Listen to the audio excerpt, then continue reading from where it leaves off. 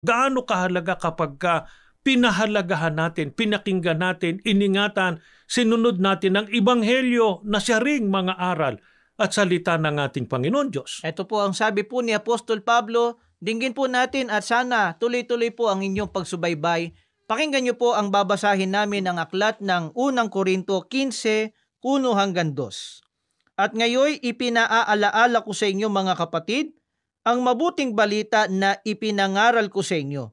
Yan ang ebanghelyo na inyong tinanggap at naging saligan ng inyong pananampalataya. Sa pamamagitan nito'y naliligtas kayo kung matatag kayong nananangan sa salitang ipinangaral ko sa inyo.